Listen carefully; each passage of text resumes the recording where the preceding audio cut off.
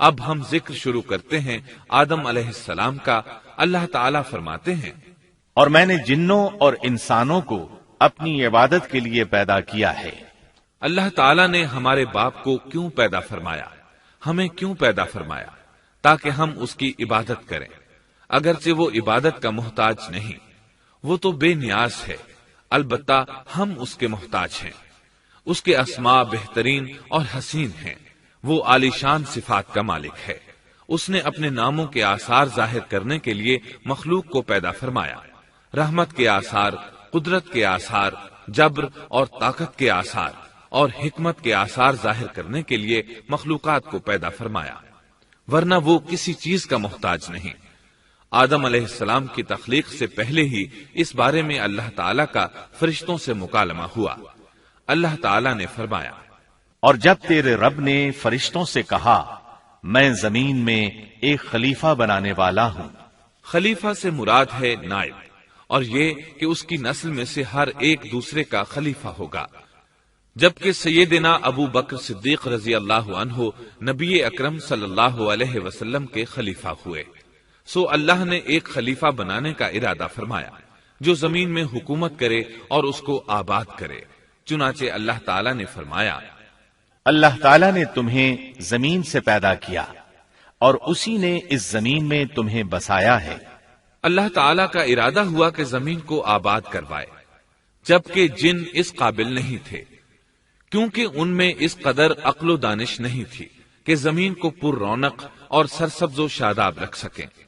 علماء جنات کے بارے میں کہتے ہیں ان کا سب سے بڑا عقل مند جن انسانوں کے 10 سالہ بچے کے برابر عقل رکھتا ہے، اس لیے زمین کو آباد کرنے کی صلاحیت اللہ تعالیٰ نے انسان کو بخشی۔ اللہ نے انسان کو بہترین ڈھانچے اور حسین ترین شکل و صورت سے نوازا، پھر اپنی روح اس میں پھونکی۔ فرشتوں نے اس سے سوال کیا، ایسی مخلوق کو کیوں پیدا کرتا ہے جو زمین میں فساد کرے اور خون بہائے؟ اور ہم تیری تسبیح، حمد اور پاکیزگی بیان کرتے ہیں۔ اس کے جواب میں اللہ نے فرمایا، جو میں جانتا ہوں تم نہیں جانتے۔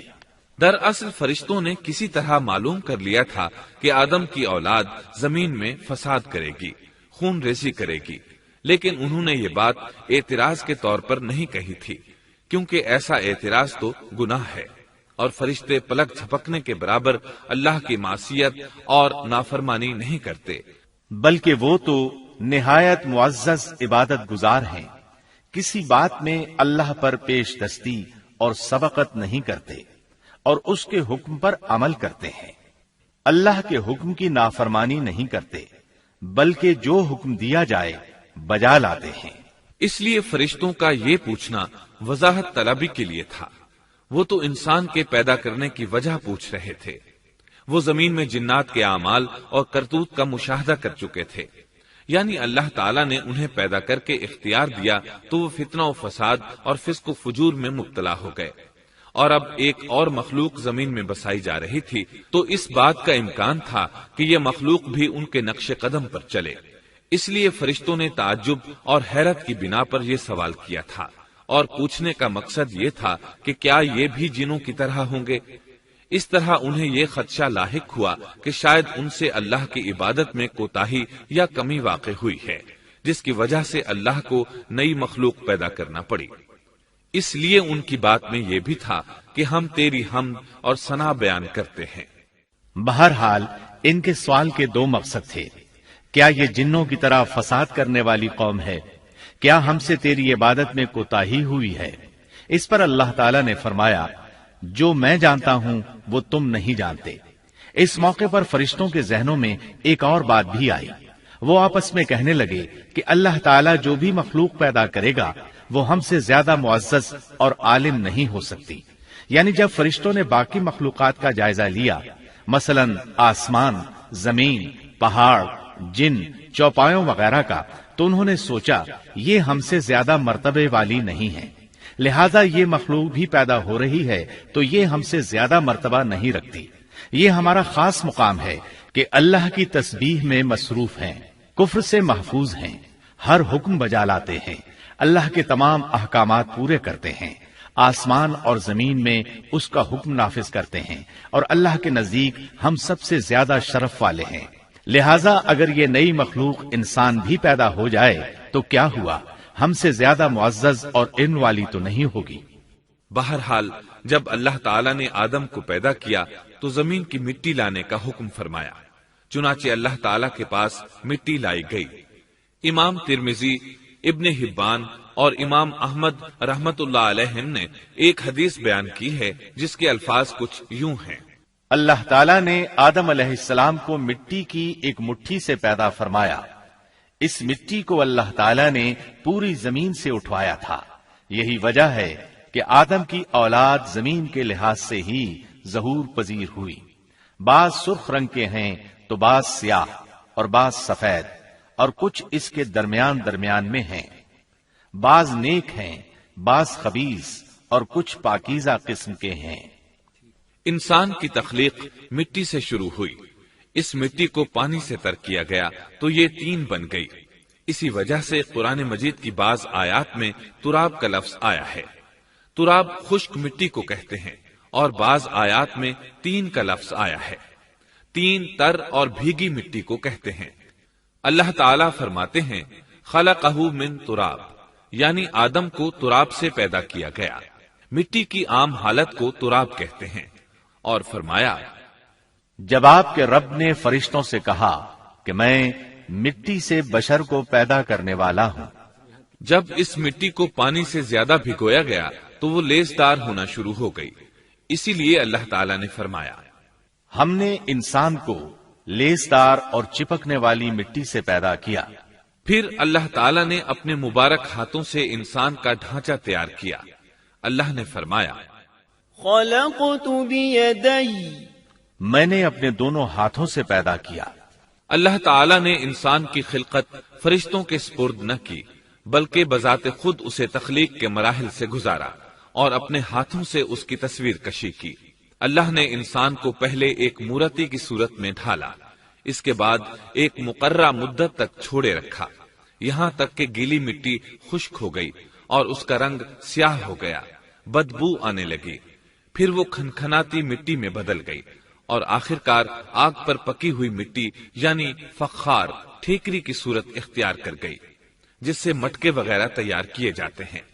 سیاہ مٹی کو ہماون کہتے ہیں، اور بدبودار کو مسنون کہتے ہیں، اور کھنکھنا کر بولنے والی مٹی کو سلسال کہتے ہیں، اور ٹھیکری کی طرح کی مٹی کو الفخار کہتے ہیں۔ مختلف آیات میں یہ الفاظ وارد ہوئے ہیں۔ اور یقیناً ہم نے انسان کو کھنکھناتی خشک مٹی سے پیدا کیا جو کہ بدبودار اور سیاہ گارے سے خشک ہوئی تھی۔ اور فرمایا اللہ نے انسان کو کھنکھناتی مٹی سے پیدا کیا جو کہ ٹھیکری کی طرح تھی۔ ان تمام آیات کریمہ میں کوئی تناقض، تعارض اور اختلاف نہیں، اس لیے کہ ان مختلف آیات میں انسان کو اس کی تخلیق کے مختلف مراحل کی یاد دہانی کرائی گئی ہے۔ خلاصہ کلام یہ ہوا کہ تخلیق کے عمل کا پہلا مرحلہ تراب تھا، یعنی عام حالت والی خشک مٹی، پھر تین یعنی بھگوئی ہوئی مٹی، پھر لیسدار مٹی یعنی سلسال، پھر ٹھیکری کی طرح کی مٹی یعنی فخار، اور یہ کام جمعے کی آخری گھڑی میں کیا گیا۔ اور یہ دن اللہ کے لحاظ سے شمار ہونے والے دنوں میں سے ہمارے دنوں کی طرح نہ تھا، ہمارے اور اللہ کے دن مختلف ہیں۔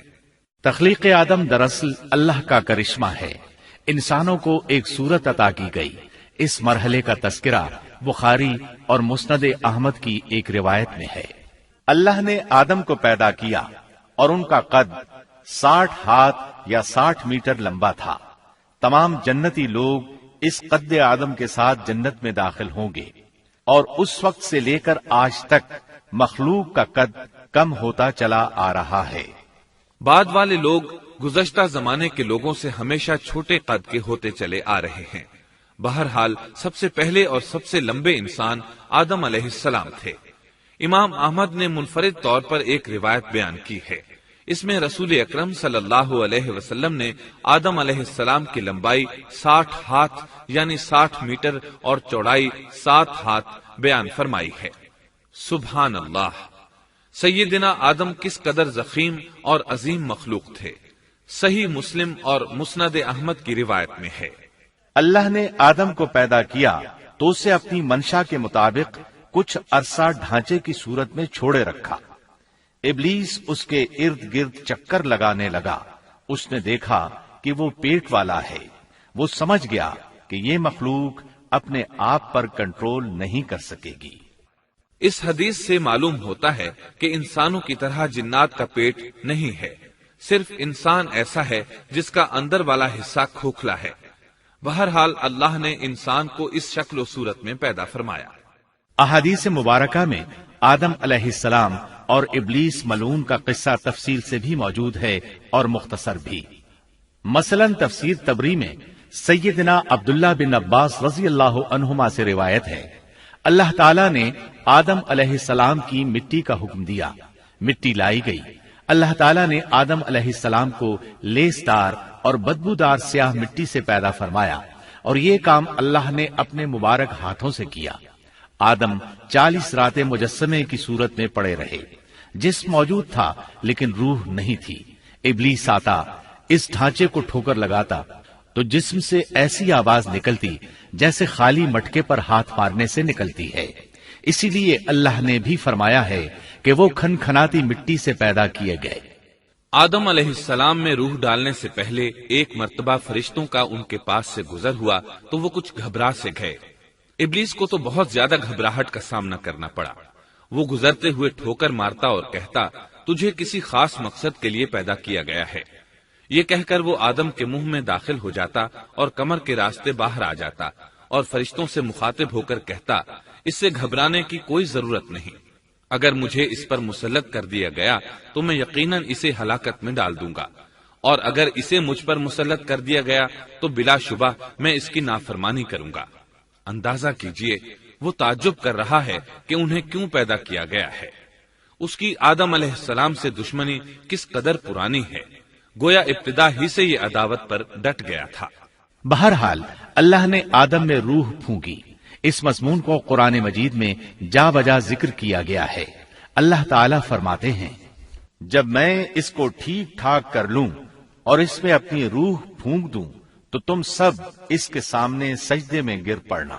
ایک اور جگہ فرمایا، اللہ تعالیٰ کے نزدیک عیسیٰ علیہ السلام کی مثال ہو بہو آدم علیہ السلام کی مثال ہے۔ اللہ نے انہیں مٹی سے بنا کر کہا، ہو جا، وہ ہو گئے۔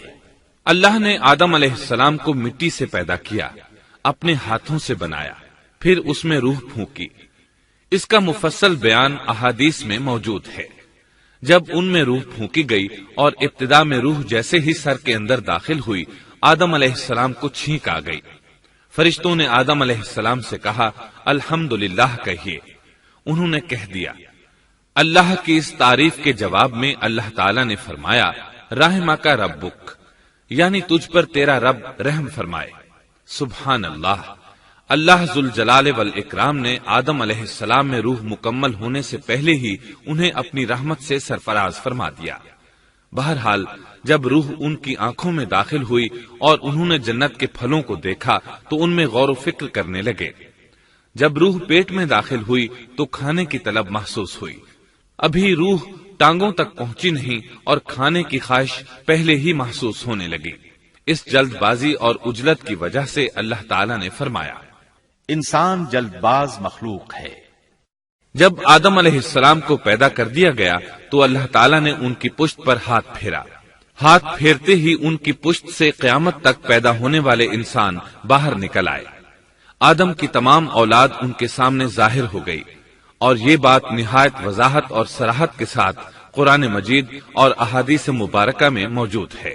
مسلم بن یسار رحمت اللہ علیہ بیان کرتے ہیں کہ سیدنا عمر بن خطاب رضی اللہ عنہ سے کسی نے اس آیت کریمہ کے بارے میں پوچھا، اور جب آپ کے رب نے اولاد آدم کی پشت سے ان کی اولاد کو نکالا اور ان سے انہی کے بارے میں اقرار لیا کہ کیا میں تمہارا رب نہیں، سب نے جواب دیا، ہاں کیوں نہیں، ہم سب گواہ بنتے ہیں، تاکہ تم لوگ قیامت کے روز یوں نہ کہو ہم تو اس سے محض بے خبر تھے، یا یوں کہو کہ پہلے پہلے شرک تو ہمارے بڑوں نے کیا اور ہم ان کے بعد ان کی نسل میں ہوئے، لہذا کیا تو ان غلط راہ والوں کے فعل پر ہمیں ہلاکت میں ڈالے گا؟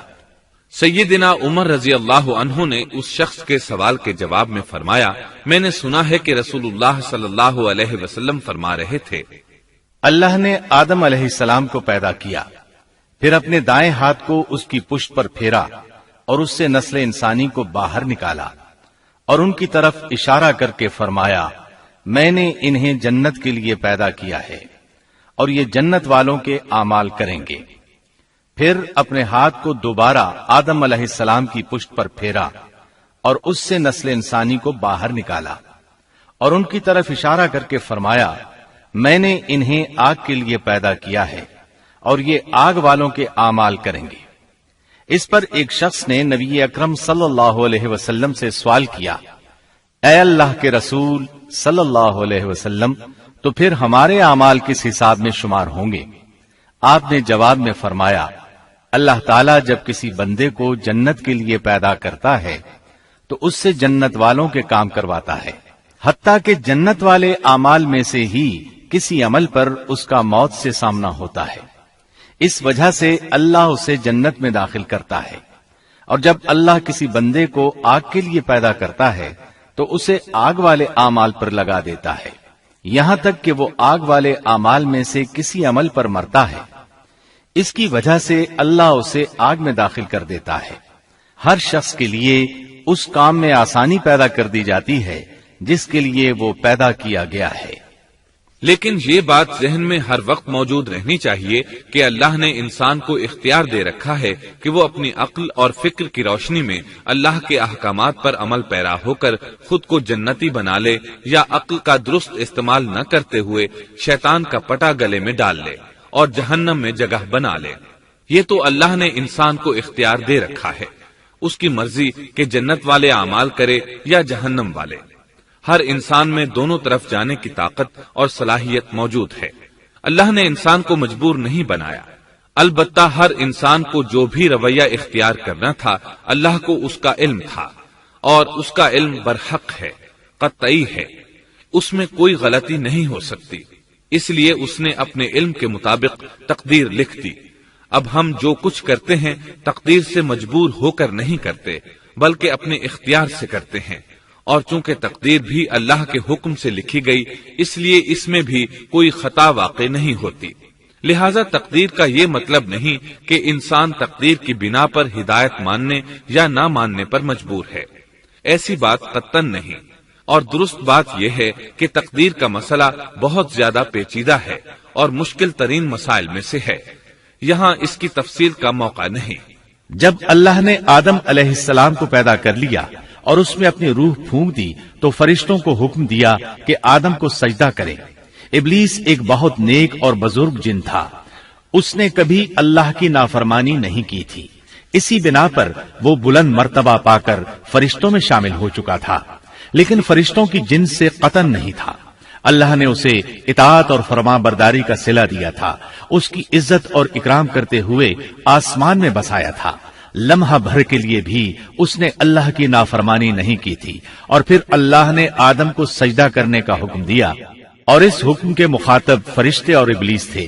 صرف فرشتوں کے لیے یہ حکم نہیں تھا بلکہ ابلیس بھی اس حکم میں شامل تھا، کیونکہ اللہ تعالیٰ فرماتے ہیں، اور یقیناً ہم نے تمہیں پیدا کیا، پھر ہم ہی نے تمہاری صورت بنائی، پھر ہم نے فرشتوں سے کہا کہ آدم کو سجدہ کرو، تو سوائے ابلیس کے سبھی نے سجدہ کیا، وہ سجدہ کرنے والوں میں شامل نہ ہوا۔ اللہ تعالیٰ نے فرمایا، تجھے کس چیز نے سجدے سے روک دیا جبکہ میرا حکم تیرے لیے بھی تھا؟ تو اس سے ثابت ہوا اس حکم میں فرشتوں کے ساتھ ابلیس بھی شامل تھا، کیونکہ قرآن میں از امرتک کے الفاظ ہیں۔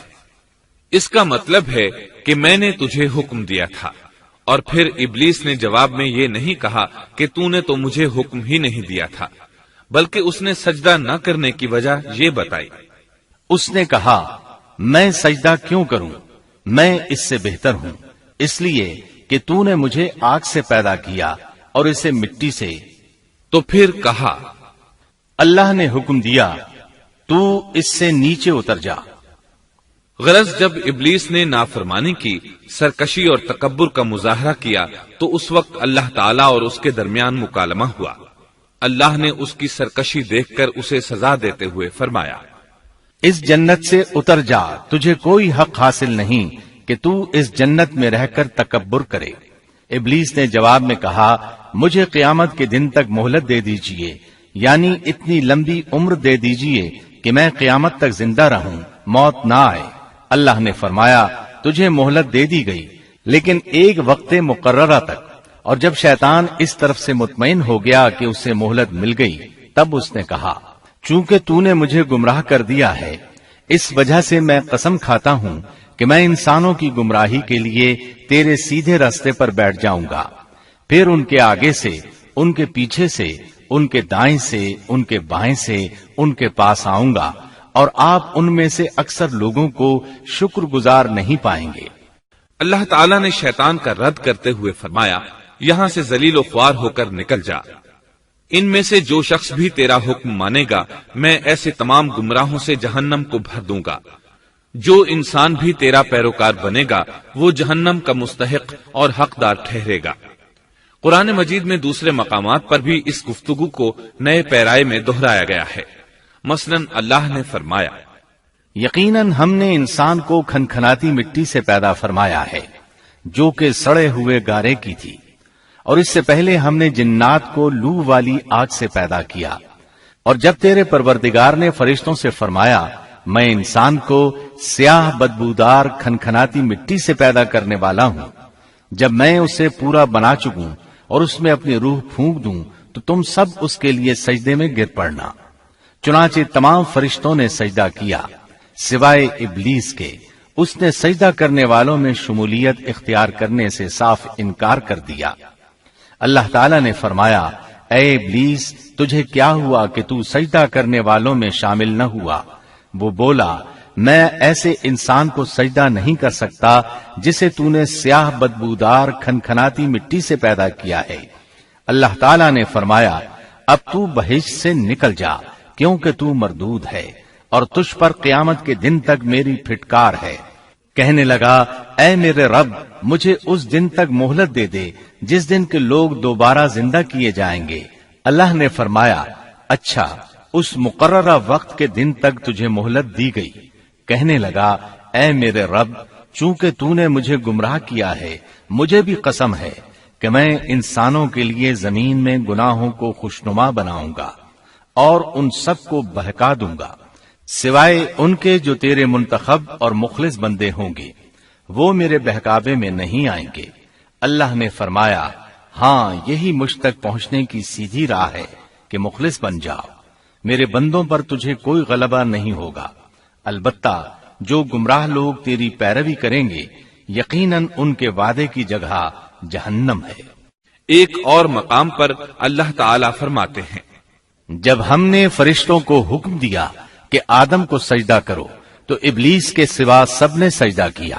اس نے کہا، کیا میں اسے سجدہ کروں جسے تو نے مٹی سے پیدا کیا ہے؟ اچھا دیکھ لے، اسے تو نے مجھ پر فضیلت دی ہے، اگر مجھے بھی تو نے قیامت تک ڈھیل دی تو میں سوائے چند لوگوں کے اس کی اولاد کو گمراہ کروں گا۔ اس پر اللہ نے فرمایا، جا، ان میں سے جو بھی تیرا فرمانبردار ہو جائے گا تو تم سب کی سزا جہنم ہے، جو پورا پورا بدلہ ہے۔ ان میں سے تو جسے بھی اپنی آواز کے ساتھ بہکا سکتا ہے بہکا لے، اور ان پر اپنے سوار اور پیادے چڑھا لا، یعنی اپنے گھڑ سوار لشکر اور پیدل لشکر کو چڑھا کر لے آ، اور اپنا ہر داؤ، ہر ترکیب اور ہر اسلحہ استعمال کر لے، اور ان کے مالوں اور اولاد میں بھی شرکت کر لے، اور تو انہیں دل بہلانے والے وعدے دے لے، یعنی ان کے برے اعمال بنا سنوار کر انہیں دکھا اور غلط خواہشات دلا، جنت، دوزخ اور دوبارہ زندہ نہ ہونے کے وعدے دے، اور ان سے شیطان کے جتنے بھی وعدے ہوتے ہیں سب کے سب سراسر فریب ہیں۔ یقیناً میرے سچے بندوں پر تیرا کوئی قابو اور غلبہ نہیں ہوگا، تیرا رب کارسازی کرنے والا کافی ہے۔ اسی طرح بہت سی آیات میں پہلی معصیت الہی کا ذکر کیا گیا ہے۔ سب سے پہلا نافرمان ابلیس ملعون تھا، وہ خبیث اللہ کے سامنے تکبر اور انات سے بھرپور جواب دیتا رہا۔ اسی وجہ سے اللہ نے اسے کافر کا لقب دیا۔ کافر اسے کہتے ہیں جو نعمت کا انکار کرے۔ اللہ نے اس پر اتنا فضل و کرم اور انعام و احسان کیا کہ بلند ترین مرتبے تک پہنچا دیا، لیکن اس نے اللہ کی اس نعمت کی قدر نہ کی، پرواہ نہ کی اور کفر کا راستہ اختیار کیا۔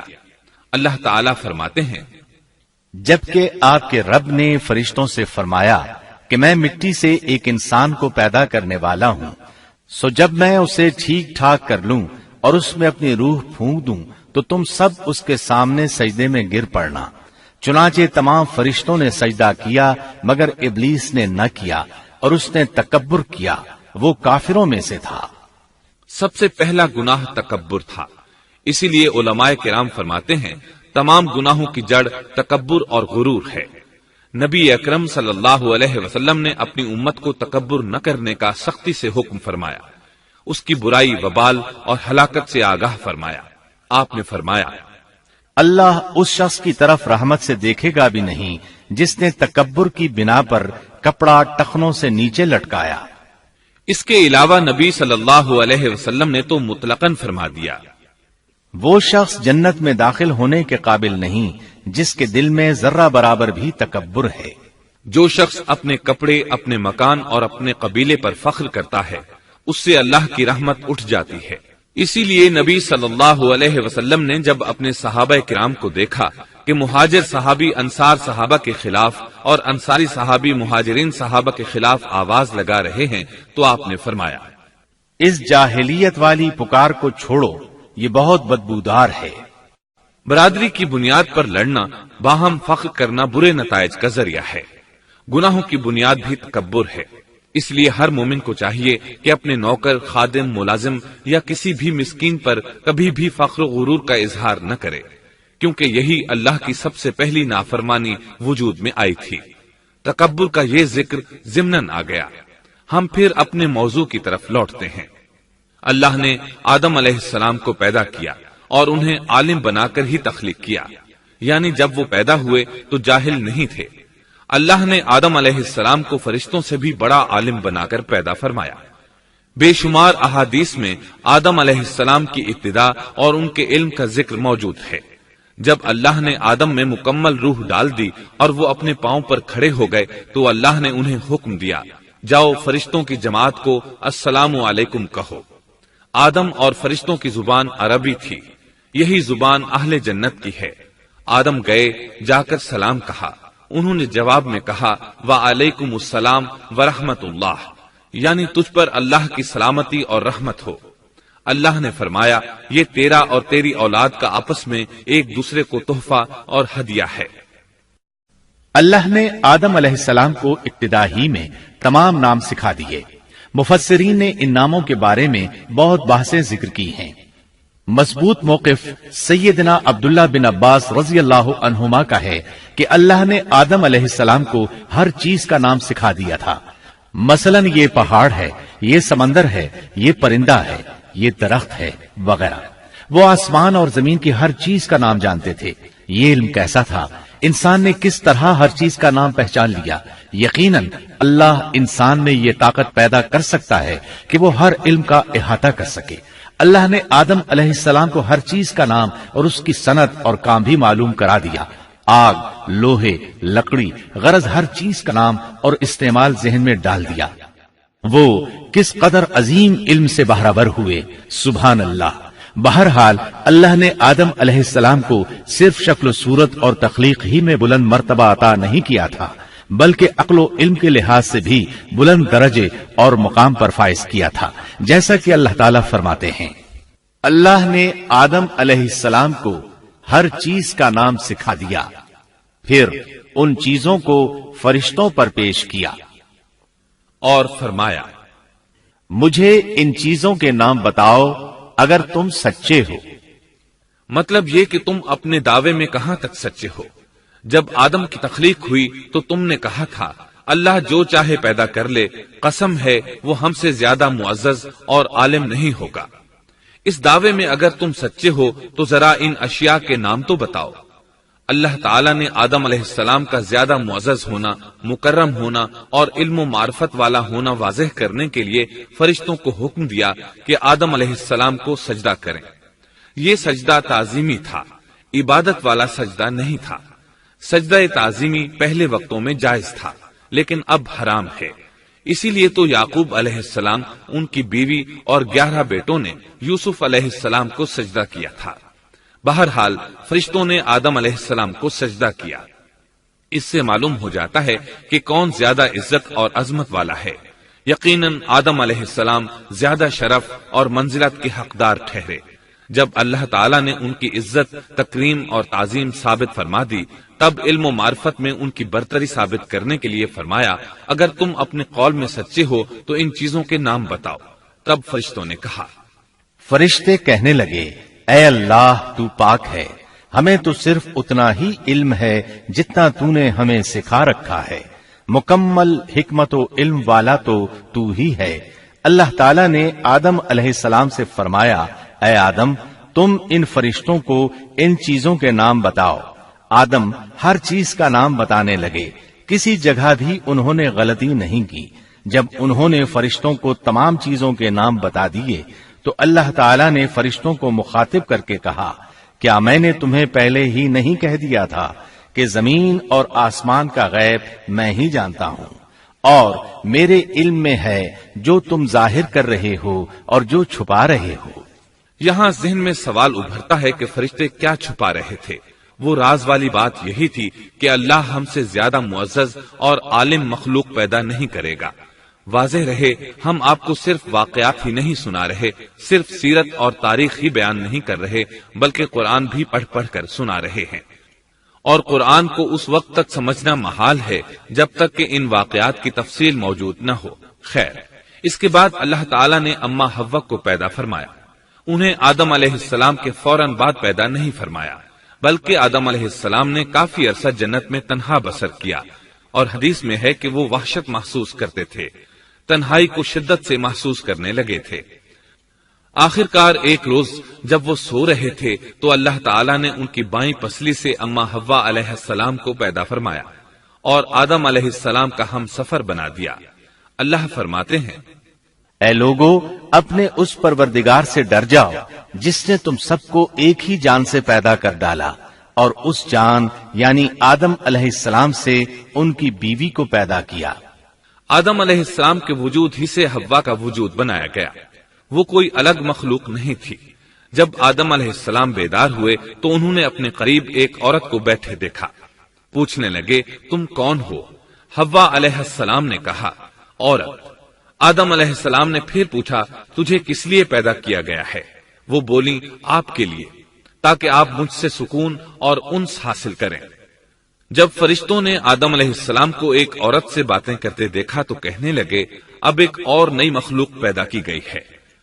آدم علیہ السلام نے ان مخلوقات کا نام تو بتا دیا تھا جو مشہور و معروف تھیں، ان کا نام پوچھنا چاہیے۔ انہوں نے آدم علیہ السلام سے سوال کیا، انہوں نے فوراً جواب دیا، حوا، اس لیے کہ اللہ نے تو آپ کو ہر چیز کا نام سکھا دیا تھا۔ فرشتوں نے کہا، ان کا نام حوا کیوں رکھا گیا ہے؟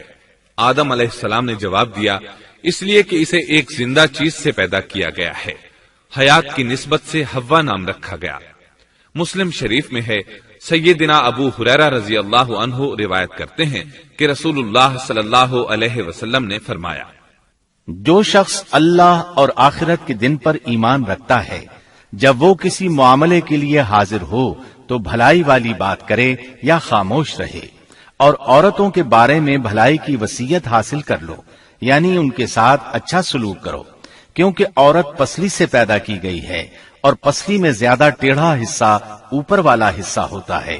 اگر تم اس کو سیدھا کرنا چاہو گے تو توڑ ڈالو گے، اور اگر اس کو چھوڑ دو گے تو وہ اسی طرح ہمیشہ ٹیڑھی رہے گی۔ عورتوں کے بارے میں بھلائی کی وصیت حاصل کر لو۔ مطلب یہ کہ اسی حالت میں گزر بسر کرو، عورتوں کے بارے میں بھلائی کی وصیت حاصل کر لو۔ اس حدیث کا مطلب یہ ہے کہ عورتوں پر جبر کر کے زبردستی ان کی طبیعت کو بدلا نہیں جا سکتا، اور عورت ذات کو نہایت نرمی اور پیار سے رکھو۔ ان کی طبیعتوں میں ٹیڑھا پن ہے، وہ کبھی جذبات سے مغلوب ہو جاتی ہے اور عقل کھو بیٹھتی ہے۔ اگر کوئی اسے سیدھا کرنا چاہے تو اس سے لا تعلقی، دوری اور طلاق کی نوبت آ جائے گی۔ اگر اسے چھوڑ دو گے تو ٹیڑھا پن برقرار رہے گا۔ مرد کو بہت حوصلے سے اس صورتحال کو سنبھالنا چاہیے۔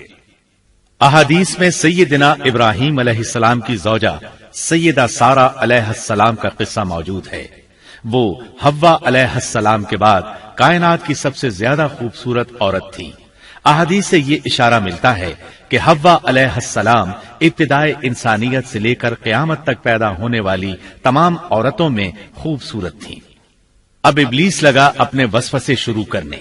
آدم اور حوا علیہ السلام دونوں اللہ کے حکم سے جنت میں تھے کہ شیطان نے انہیں پھسلانے کی کوشش شروع کر دی۔ اللہ تعالیٰ فرماتے ہیں، اور ہم نے کہہ دیا اے آدم تم اور تمہاری بیوی جنت میں رہو اور جہاں سے چاہو با فراغت کھاؤ۔ جنت بھی کیسی؟ اللہ فرماتے ہیں، وہ جنت کہ جس کی چوڑائی ہی آسمانوں اور زمین کے برابر ہے۔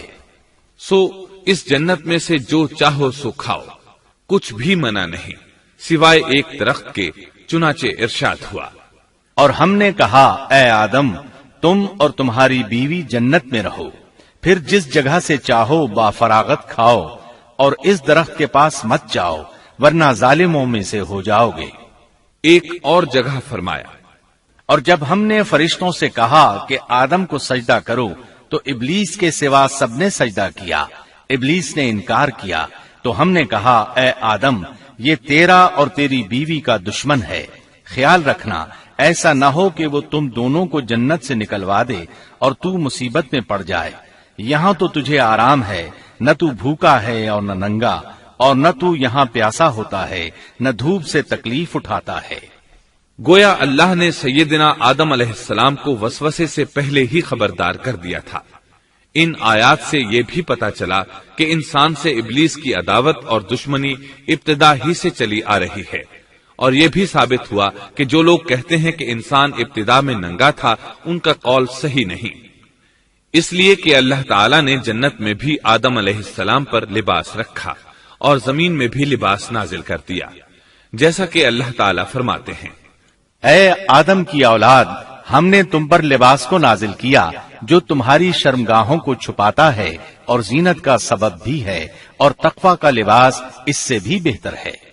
لہذا آدم ابتدا میں ننگے نہیں تھے، انہیں تو ننگے پن کا علم ہی نہیں تھا، نہ ہی ان کی بیوی کو برہنہ ہونے کا علم تھا۔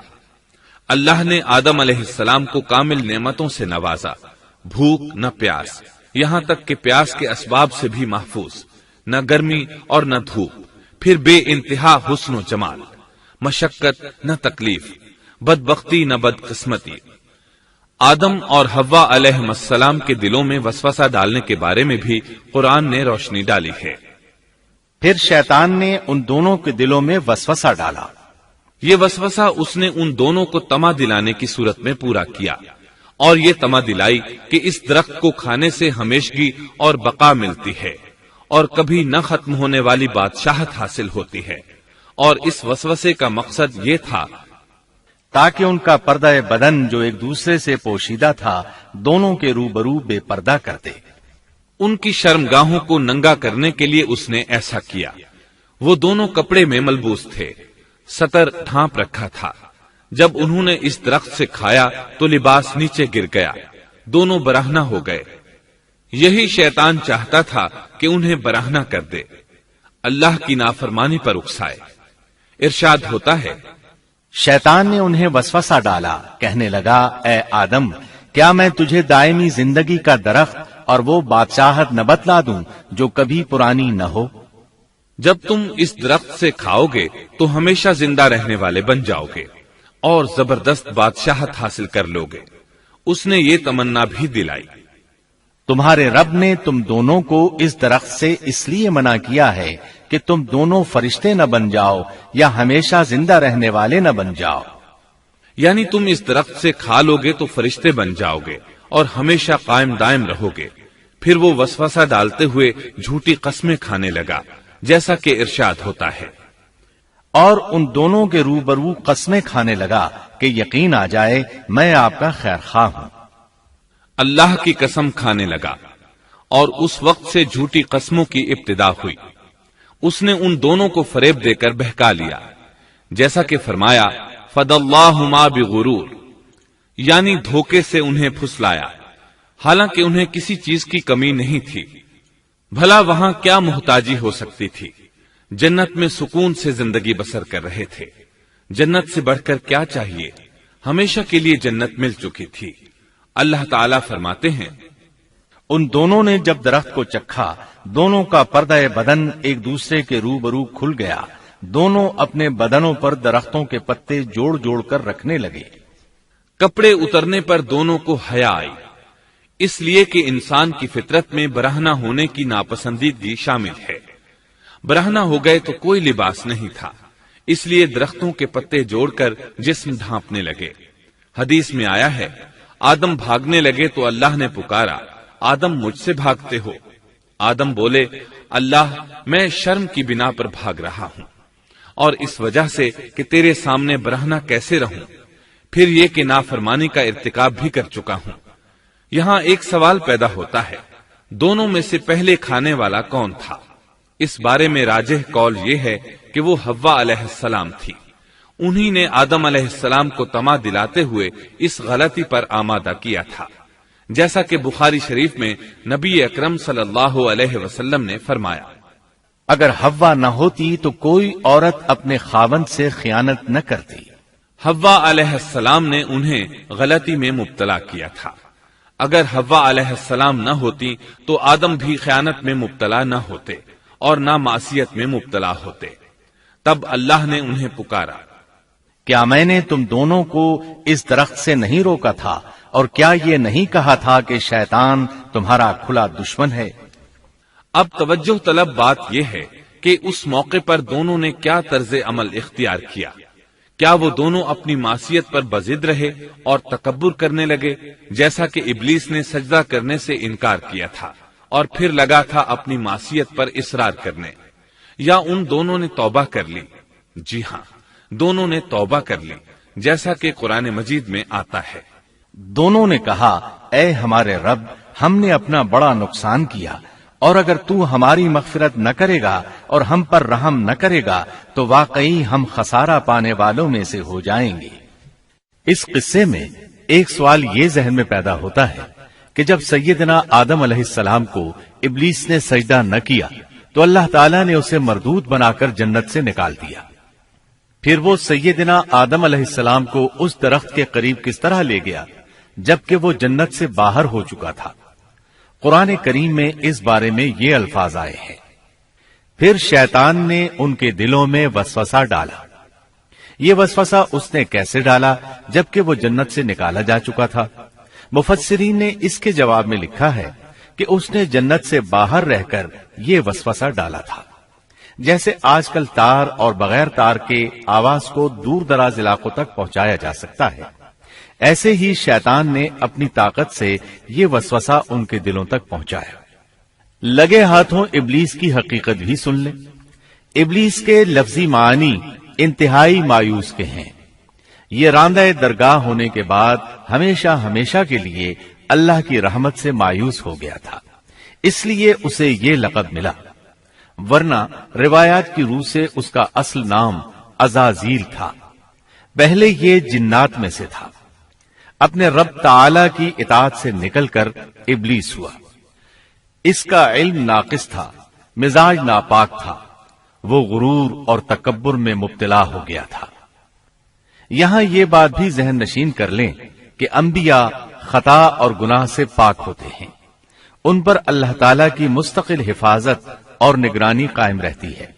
اگرچہ انبیاء بھی انسان ہوتے ہیں اور تمام انسانی تقاضے انہیں لاحق ہوتے ہیں، لیکن ان کے عمل اور ارادے میں کسی قسم کی بدی اور شر کا عمل دخل قطعاً نہیں ہوتا۔ ان کا ہر قول اور عمل بلکہ ہر حرکت اور سکون کی حالت بھی انسانیت کے لیے بہترین نمونہ ہوتے ہیں۔ البتہ بشر ہونے کی وجہ سے بھول کا امکان ہوتا ہے، تاہم بھول ہو جانے کی صورت میں انہیں فوراً ہی خبردار کر دیا جاتا ہے۔ بھول ہو جانا بشری طبیعت کا خاصہ ہے۔ اللہ تعالیٰ نے ہر انسان کی فطرت میں یہ چیز رکھی ہے۔ انبیاء سے بھول چوک ہو جانے میں بھی اللہ تعالیٰ کی کئی ایک حکمتیں پوشیدہ ہیں۔ مثلا بہت سی قومیں اپنے نبیوں کے معجزات دیکھ کر ان میں ربوبیت کی صفات کی قائل ہو گئی، یہاں تک کہ بعض قوموں نے اپنے نبیوں کو اللہ یا اللہ کا بیٹا بھی جانا۔ جب انبیاء سے بھول اور لغزشیں ہوئیں تب گویا لوگوں پر یہ واضح کیا گیا کہ یہ الہ نہیں ہے۔ الہ ہوتے تو کس طرح ان سے بھول ہو سکتی تھی۔ اس سے یہ بتانا بھی مقصد تھا کہ انبیاء انسان ہی ہوتے ہیں، کوئی ماورائی مخلوق نہیں ہوتے۔ سیدنا آدم علیہ السلام کے واقعے پر غور کرنے سے یہ حقیقت مزید واضح ہو جاتی ہے کہ سیدنا آدم علیہ السلام کی یہ لغزش گناہ نہیں تھی۔ ممنوع درخت کا پھل کھاتے ہی سیدنا آدم علیہ السلام اور اماں حوا کا لباس اتر گیا تھا۔ اللہ کا حکم ہوا، قال اهبطوا، جنت سے اتر جاؤ، تم آپس میں ایک دوسرے کے دشمن ہوگے اور تمہارے واسطے زمین میں رہنے کی جگہ ہے اور ایک وقت تک نفع حاصل کرنا ہے۔ فرمایا تم وہیں زندگی بسر کرو گے اور وہیں مرو گے اور وہیں سے دوبارہ نکالے جاؤ گے۔ قرآن مجید کے دیگر مقامات میں بھی اس قصے کی تفصیل موجود ہے۔ مثلاً فرمایا، اور اس سے قبل ہم نے آدم سے ایک عہد لیا تھا مگر وہ بھول گئے اور ہم نے ان میں کوئی عزم نہیں پایا۔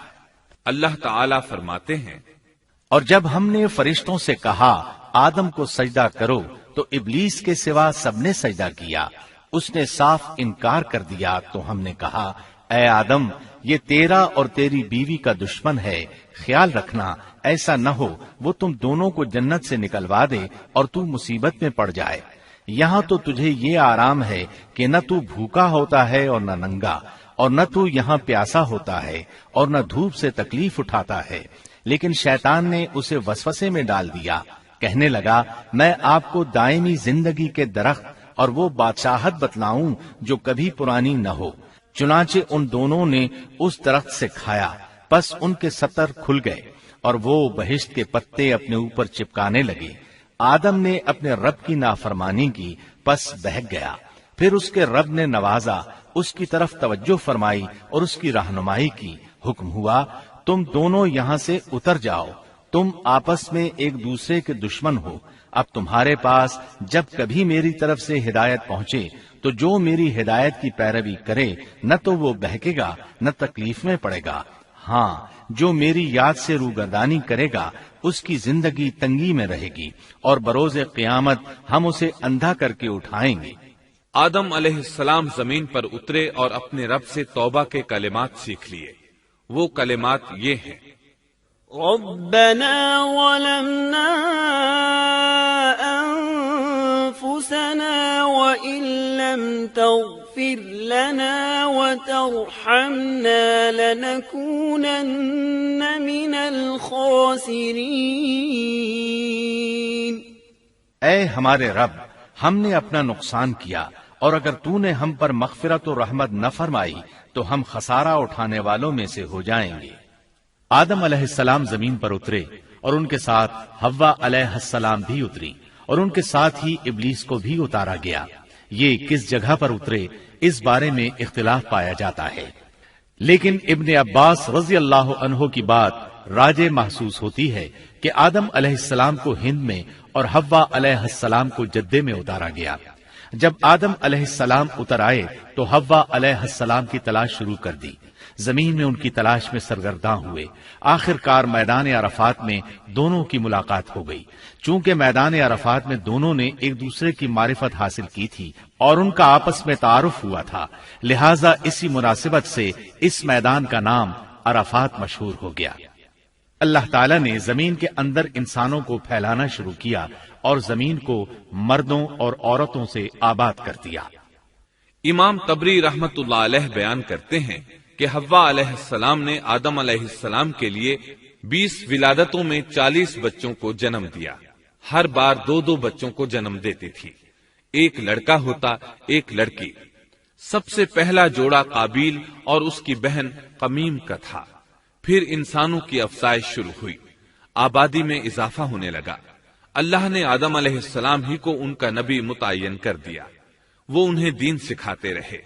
اس وقت تمام لوگ موحد تھے، خالص توحید کو اپنانے والے تھے، یعنی کان الناس امۃ واحدہ، تمام لوگ ایک ہی امت کے تھے، ان میں شرک کا شائبہ بھی نہ تھا۔ ابن جریر اور ابن کثیر رحمہم اللہ نے ابو موسیٰ اشعری رضی اللہ عنہ کی روایت بیان کی ہے، اللہ نے جب آدم علیہ السلام کو جنت سے زمین پر اتارا تو انہیں ہر چیز کی کاریگری اور صنعت کا علم تھا۔ جب وہ اترے تو عالم بھی تھے، لباس میں ملبوس بھی تھے، کام کاج کے تمام طریقوں سے باخبر بھی تھے، لوہے، آگ، لکڑی اور کپڑے کے استعمال سے بھی بخوبی واقف تھے۔ ہمارے برعکس وہ ان کاموں کو اپنی ابتدا ہی سے جان چکے تھے، کیونکہ ہم سب لوگوں کا حال یہ ہے کہ جب تک سکھایا نہ جائے ہمیں کچھ نہیں آتا۔ آج کے دور میں بعض افریقی قبائل کے افراد وحشیانہ اور غیر مہذب زندگی گزارتے ہیں۔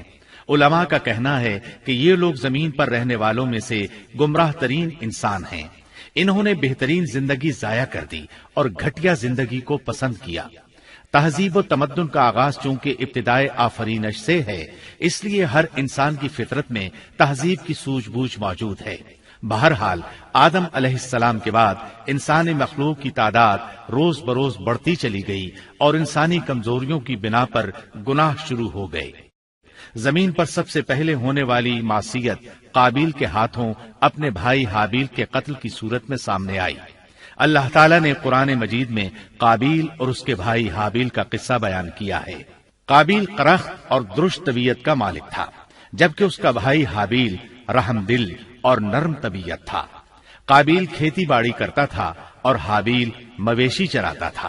حابیل کے نرم دل ہونے کی ایک وجہ اس کا بکریاں چرانا تھا، کیونکہ ایک چرواہا اپنی بکری کو بھوکا دیکھ کر اسے چارہ کھلائے بغیر نہیں رہتا، نہیں وہ کسی بکری کو پیاسا دیکھ کر اسے بھول جاتا ہے۔ اپنے جانور پر اس کی طاقت سے زیادہ بوجھ بھی نہیں لادتا۔ بنی نوع انسان کی تعداد میں اضافے کے لیے اس وقت ایسا قانون تھا جو اب حرام ہے، اور وہ ہے بہن کے ساتھ نکاح۔ چونکہ اس وقت کے سب لوگ آدم علیہ السلام کی حقیقی اولاد تھے اور آپس میں بہن بھائی تھے، اس لیے اس وقت کی شریعت کی روح سے قابیل اپنے ساتھ جڑواں پیدا ہونے والی بہن کے سوا کسی دوسری بہن سے شادی کر سکتا تھا، اور اسی طرح حابیل اپنے ساتھ جڑواں پیدا ہونے والی بہن کے علاوہ کسی دوسری بہن سے شادی کر سکتا تھا۔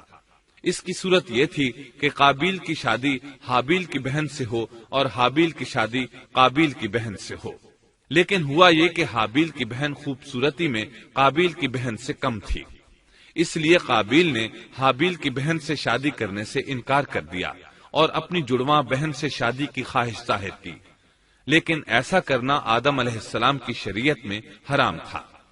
آپ نبی بھی تھے اور رسول بھی۔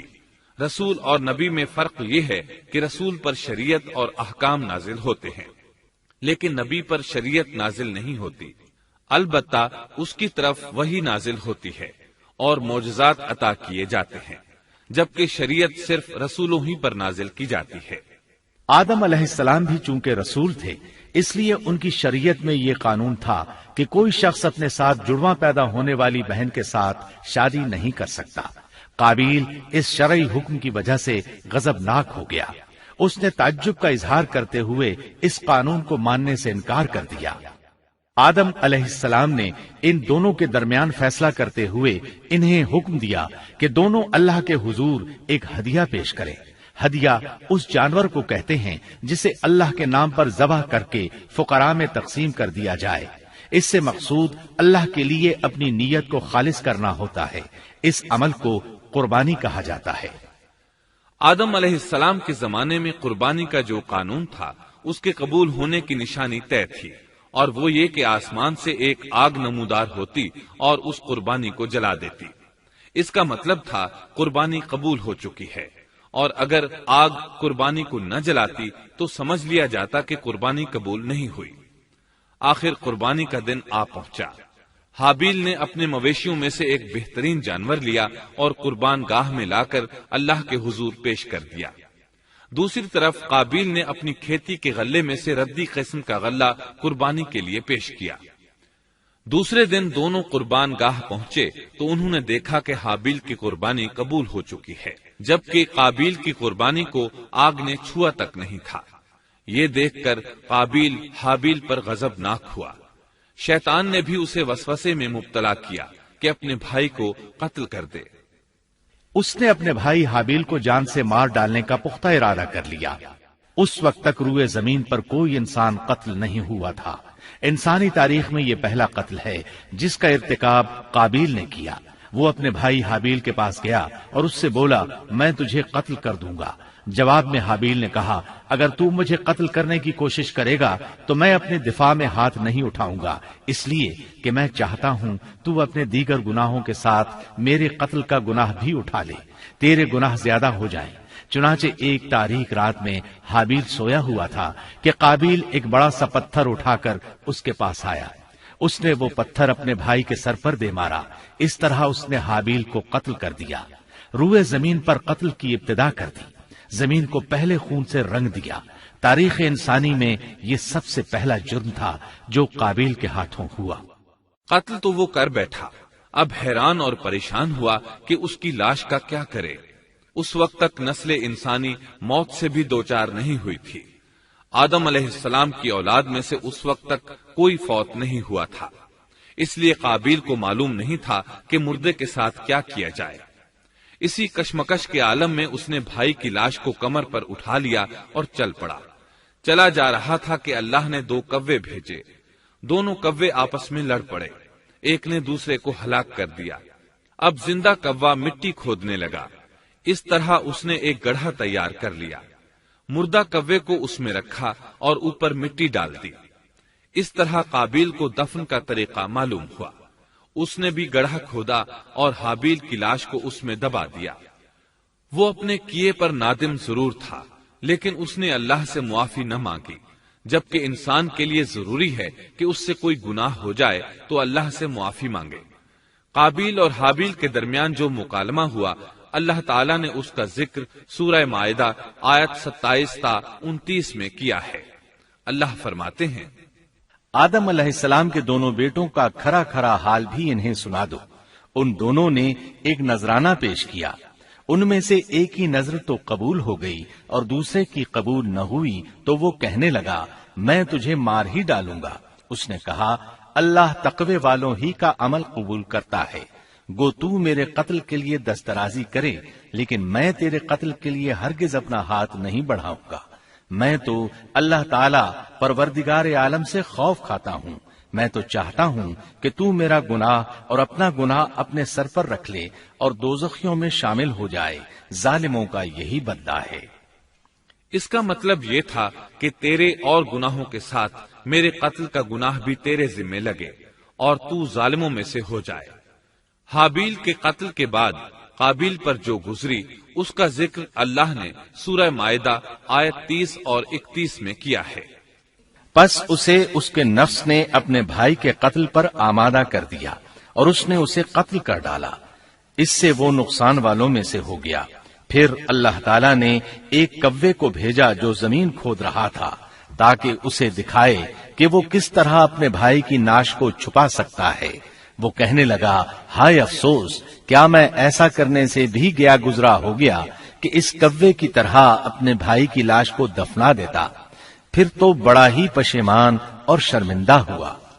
امام احمد، ترمذی اور ابو داود نے سیدنا سعد بن ابی وقاص رضی اللہ عنہ سے روایت کی ہے کہ انہوں نے سیدنا عثمان رضی اللہ عنہ کی شہادت کے فتنے کے وقت فرمایا، میں گواہی دیتا ہوں کہ رسول اکرم صلی اللہ علیہ وسلم نے فرمایا تھا، ایک بہت بڑا فتنہ رونما ہوگا، اس میں بیٹھنے والا کھڑے ہونے والے سے بہتر ہوگا اور کھڑا ہونے والا چلنے والے سے بہتر ہوگا اور چلنے والا دوڑنے والے سے بہتر ہوگا۔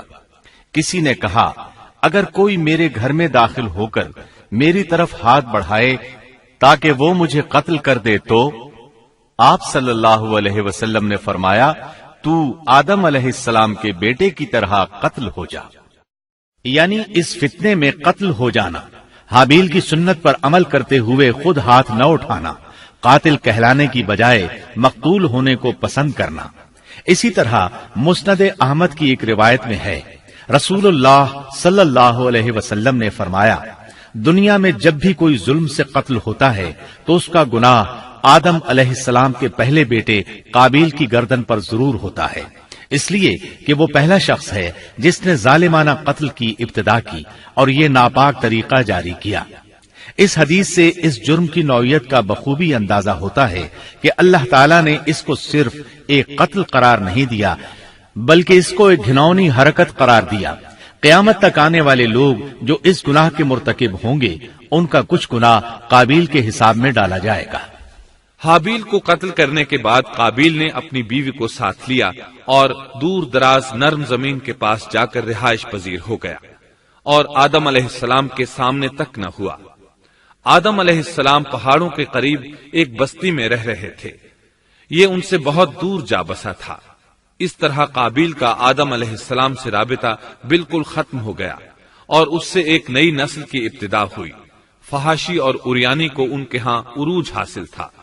عبادت یہ لوگ اگرچہ اللہ ہی کی کرتے تھے لیکن آدم علیہ السلام کی شریعت کے خلاف بے حیائی کے دل دادا تھے۔ تقوی کی قلت، احکام الہی کی نافرمانی اور فحاشی کا فروغ ان کے شب و روز کا معمول تھا۔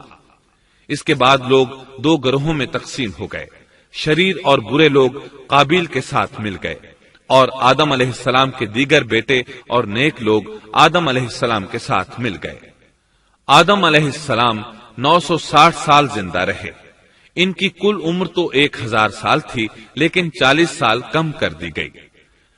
سیدنا ابو ہریرہ رضی اللہ عنہ بیان کرتے ہیں کہ رسول اللہ صلی اللہ علیہ وسلم نے فرمایا، جب اللہ نے آدم علیہ السلام کو پیدا فرمایا تو ان کی پیٹھ پر ہاتھ پھیرا، اس طرح قیامت تک جتنے انسان پیدا ہونے والے تھے ان کی روحیں وجود میں آ گئیں۔ پھر ہر انسان کی آنکھوں کے درمیان ایک نور رکھ کر آدم علیہ السلام کے سامنے پیش کیا۔ انہوں نے پوچھا، یا اللہ یہ کون ہے؟ اللہ نے فرمایا، یہ تیری اولاد ہے۔ ان میں سے ایک کی پیشانی کی چمک آدم علیہ السلام کو بہت اچھی لگی۔ انہوں نے پوچھا، یا اللہ یہ کون ہے؟ جواب ملا، یہ تیری اولاد میں سے بہت دور جا کر ہیں، ان کا نام داؤد ہے۔ پوچھا، ان کی عمر کتنی ہے؟ فرمایا 60 سال۔ آدم علیہ السلام کہنے لگے، یا اللہ 40 سال میری عمر میں سے ان کی عمر میں شامل کر دے۔ اس سلسلے میں دوسری روایت یوں آئی ہے، جب آدم علیہ السلام کی روح قبض کرنے کے لیے فرشتہ آیا تو وہ کہنے لگے، میری عمر میں تو ابھی 40 سال باقی ہیں۔ اس وقت ان کی عمر 960 سال تھی۔ انبیاء اپنی عمر سے واقف ہوتے ہیں۔ فرشتے نے کہا، کیا آپ کو یاد نہیں آپ نے اپنی عمر کے 40 سال اپنی اولاد داؤد کو ہبہ کر دیے تھے؟ رسول اللہ صلی اللہ علیہ وسلم نے فرمایا، چونکہ آدم علیہ السلام نے انکار کیا تو ان کی اولاد بھی انکار کی عادی ہے۔ آدم علیہ السلام خود بھول گئے، ان کی اولاد بھی بھولتی ہے۔ آدم علیہ السلام نے خطا کی، ان کی اولاد بھی خطا کرتی ہے۔ حابیل کے قتل کے بعد اللہ تعالیٰ نے آدم اور حوا علیہ السلام کو اس کا نعم البدل عطا کیا۔ اس کا نام انہوں نے شیس رکھا۔ شیس کا مطلب ہے اللہ کا دیا ہوا تحفہ۔ حابیل کے قتل پر آدم اور حوا علیہ السلام دونوں بہت غمگین ہوئے، اس لیے اللہ نے بدلے میں انہیں شیس علیہ السلام عطا فرمائے۔ سیدنا ابو ذر غفاری رضی اللہ عنہ سے مروی ایک صحیح حدیث میں ہے کہ رسول اللہ صلی اللہ علیہ وسلم نے فرمایا، اللہ تعالیٰ نے 104 صحیفے نازل فرمائے، ان میں سے 50 صحیفے شیس علیہ السلام پر نازل ہوئے۔ ان صحیفوں میں ایسے قوانین، اصول اور ضابطے تھے جن سے انسانیت کی زندگی منظم ہوتی ہے۔ شیس علیہ السلام نے آدم علیہ السلام سے علم حاصل کیا، لیکن آدم علیہ السلام کا تمام علم وہ حاصل نہ کر سکے، اس لیے کہ آدم علیہ السلام نے بالمشافہہ اللہ تعالی سے علم حاصل کیا تھا اور بہت سی اشیاء کا علم اللہ تعالی نے انہیں سکھا دیا تھا، اس لیے وہ تمام علماء سے بڑھ کر عالم تھے۔ شیس علیہ السلام نے آدم علیہ السلام سے علوم سیکھ کر لوگوں کو سکھائے۔ لوگوں نے ان سے مختلف علوم، فنون اور پیشے سیکھے۔ انہیں شہروں میں رہنے سہنے کے بارے میں تعلیم دی۔ दिन रात के हिसाबात से उन्हें आगाह किया और उन्हें बताया कि किन औकात में वो अल्लाह की इबादत करें और इबादत के तरीके उन्हें सिखाए। अहादीस में इसकी वजाहत मिलती है। इमाम अहमद रहमतुल्लाह अलैह बयान करते हैं कि अबू जमा सादी कहते हैं कि उन्होंने मदीने में एक शेख को लोगों से कलाम करते देखा तो उनके मुतालिक पूछा, ये कौन शख्स है? लोगों ने बताया कि ये उबई बिन काब रजी अल्लाह अन्हु हैं। बड़े सहाबा में उनका शुमार होता है। तमाम मुसलमानों से बढ़कर कुरान और उसकी तफसीर के आलिम हैं। अबू जमा फरमाते हैं कि उबई बिन काब रजी अल्लाह अन्हु उस वक्त ये वाकया बयान कर रहे थे कि जब आदम अलैहिस्सलाम की वफात का वक्त करीब आया तो उन्होंने अपने बेटों से फरमाया, मेरा जन्नत के फल खाने को जी चाहता है। जन्नत के फल दुनियावी फलों जैसे ही होते हैं। सेब, अनार, अंगूर ये सब जन्नत में मौजूद थे। जन्नत के और दुनिया के फलों में फर्क ये है कि दुनियावी फल बदबूदार हो जाते हैं, जबकि जन्नती फल कभी बदबूदार नहीं होते। इसी तरह दुनियावी फलों का जायका आर्जी होता है, जबकि जन्नती फलों का जायका हमेशा बरकरार रहता है। इसलिए आदम अलैहिस्सलाम ने चाहा कि वो जन्नत के फल खाएं।